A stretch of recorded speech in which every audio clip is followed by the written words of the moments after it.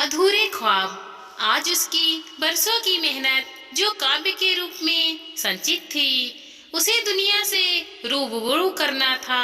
समय आ गया था। माँ, आप तैयार नहीं हुई अभी तक, जल्दी कीजिए ना। अरे हाँ, आज आप अपनी सबसे अच्छी वह पिंक साड़ी पहनना जो पापा आपके बर्थडे पर बड़े प्यार से आपके लिए लाए थे।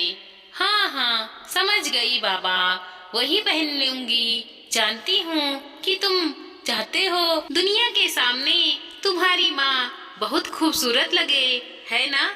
यही बात है।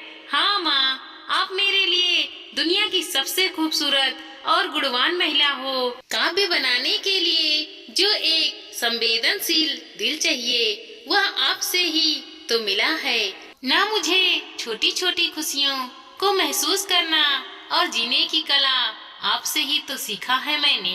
अच्छा, बस 5 मिनट का वक्त दे मुझे, अभी तैयार होकर आती हूँ। आज नीली की काव्य कृति सफानामा का विमोचन है। बहुत ही शानदार कार्यक्रम का आयोजन किया है। बहुत सारे महान काव्यों से मिलने का मौका मिला है मुझे, आज जो मैंने कभी सोचा भी नहीं था। नीली मुझे चीफ गेस्ट की कुर्सी पर बैठकर लोगों से मिलने में व्यस्त हो गए। सीट की पुस्त से सर टिकाओ में आकर मैं खो गई। उस समय मेरी उम्र यही कोई 15-16 वर्ष रही होगी।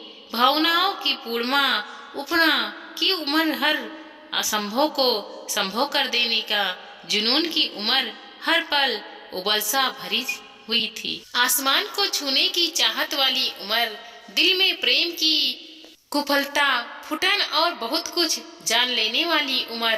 दिल करता था हर अपना ख्याल और अनुभव, हर उम्मीद को शब्दों में उतार दूं और काफी के पिछले पात्र मेरी इन हसरतों को मूकाग्रह बनाने लगे और मैं मन को सपने देखने में लगा दी। खुद को महादेवी वर्मा, सुमिंद्रानंद पत्र की तरह काव्य बनाने का हल्के में जानती थी कि उससे अपनी तुलना करना राजा भोज और गंगू तेली जैसी है।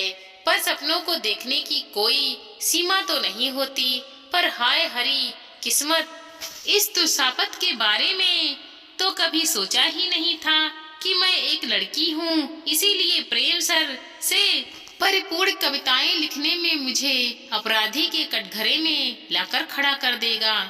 एक दिन मेरी एक कॉपी पापा ने मुझसे लिखने के लिए मांगी और जब उनकी नजर उस कविताओं पर पड़ी तो तुरंत पूछताछ शुरू हो गई, किसके लिए लिखी है? यहाँ अब कोई है तो बताना। मन के भाव थे इसीलिए लिख दिया। लाख दुआई दी रो रो कर, पर अविश्वास उनके चेहरे पर साफ झलक रहा था। मम्मी को हिद्दत दी गई कि मुझ पर नजर रखे। उस दिन से मेरे यहाँ शौक और ख्वाब दोनों ही बुरी तरह चकनाचूर हो गए। उस दिन के बाद कभी हिम्मत ही नहीं हुई चाहकर भी कविता लिखने की। माँ चलो ना, विमोचन आप ही करोगी मेरी कृति का। अचानक नीली की आवाज से मेरी तंद्र भंग हुई और मैं उसके पीछे पीछे चल दी। आज मेरे बेटे ने मेरी अधूरी ख्वाब पूरे कर दिए।